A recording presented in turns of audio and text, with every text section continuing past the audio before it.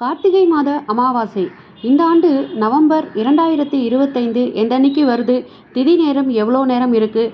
November 19ஆம் தேதியா அமாவாசை அல்லது 20ஆம் தேதியா? தர்ப்பணம் எந்தன்னைக்கு செய்யணும்? இதை பற்றின எல்லா தகவல்களையும் தான் நம்ம இந்த பதிவின் மூலமாக பார்க்க போகிறோம். வாங்க பதிவுக்குள்ளே போகலாம். கார்த்திகை மாதம் வரும் அமாவாசை கார்த்திகை பௌர்ணமிக்கு நிகரான சக்தி வாய்ந்தது அப்படின்னே சொல்லுவாங்க. இது புதன்கிழமை அன்னைக்கு வருகிறதா அல்லது வியாழக்கிழமை அன்னைக்கு வருகிறதா, எந்த நாளில் அமாவாசை தர்ப்பணம் கொடுக்கணும் அப்படிங்கிறத பற்றி நிறைய பேருக்கு நிறைய சந்தேகங்கள் இருக்குது. கார்த்திகை மாதம் தீபத் திருநாள் அன்னைக்கு வர்ற கார்த்திகை மாத பௌர்ணமிக்கு நிகரான சக்தி கொண்ட அமாவாசை தான் இந்த மாதத்தில் வர்ற அமாவாசை. ஒவ்வொரு அமாவாசைக்கும் நம்ம பித்திருக்களுக்கு தர்ப்பணம் அல்லது திதி கொடுக்கறது வழக்கம். அதை நம்ம எல்லாருமே செஞ்சுட்டு தான் இருப்போம். கார்த்திகை மாத அமாவாசை விருச்சிக ராசியில் சூரியன் சந்திரன் சேரும் நாளில் வரும். ஸோ பொதுவாகவே அமாவாசை சஷ்டி அஷ்டமி ஆகிய திதிகளின் அடிப்படையில் பின்பற்றப்படும் நாட்களை பொறுத்து தான். அதே மாதிரி சூரிய உதயத்தில் என்ன திதி இருக்கின்றதோ அதைத்தான் அந்த நாளுக்கான திதியாக நம்ம கணக்கில் எடுத்துக்கணும். 2025 கார்த்திகை அமாவாசை திதி 2 நாட்களில் புதன் மற்றும் வியாழக்கிழமை அன்று நவம்பர் 19, 20 ஆகிய தினங்களில் வருகின்றது. எந்த நாளில் தர்ப்பணம் செய்யலாம், அமாவாசை காரியம் செய்ய வேண்டும் என்று பார்க்கலாம் அப்படின்றத பற்றி தான் இந்த பதிவு. இந்த முதல்ல கார்த்திகை அமாவாசை திதி தொடங்குகிற நாள் அந்த நேரத்தை பார்த்துடலாம்.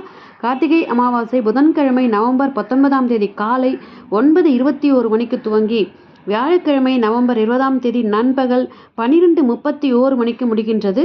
புதன்கிழமை காலை முதலே வியாழன் நண்பகல் வரை வியாழக்கிழமை காலை உதய நேரத்தில் தான் அமாவாசை திதி இருக்கின்றது.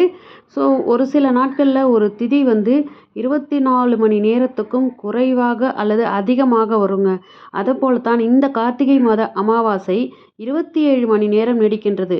அமாவாசை திதி வியாழன் நண்பகல் நேரத்தில் முடியறதால புதன்கிழமை நவம்பர் 19ஆம் தேதி கார்த்திகை மாதம் 3ஆம் நாள் அன்னைக்கு நம்ம அமாவாசையை அனுஷ்டிக்கிறோம்.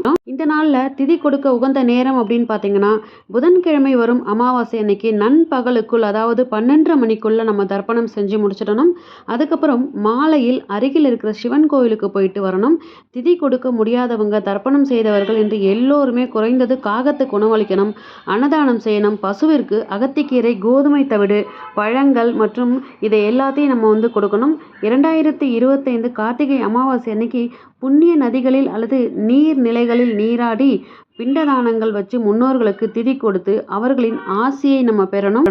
அதே மாதிரி காலை நேரத்தில் முன்னோர்களுடைய பித்திருக்கள் வழிபாடு இதையெல்லாம் செஞ்சு முடித்த பிறகு மாலை நேரத்தில், கார்த்திகை மாதம் ஆதலால் மாலை நேரத்தில் நீங்கள் முன்னோர்களுக்கும் விளக்கேற்றி வச்சுட்டு, அதே மாதிரி சிவன் கோயிலுக்கு போயிட்டு 2 நெய் தீபங்கள் சிவபெருமானுக்கு ஏற்றி வச்சுட்டு வாங்க. அதே மாதிரி வீட்டுக்கு வந்துட்டு உங்கள் வீட்டு குலதெய்வம் எதுவாக இருந்தாலும் அந்த குலதெய்வத்துக்கு நீங்கள் நெய் தீபம் ஏற்றி வழிபாடு செய்யுங்க. அந்த அன்னைக்கு குலதெய்வத்துக்கு நீங்கள் மாலை நேரத்தில் வாசல்லலாம் தீபம் வச்சதுக்கு அப்புறமா நீங்கள் குலதெய்வத்துக்கு பூஜை பண்ணுங்க.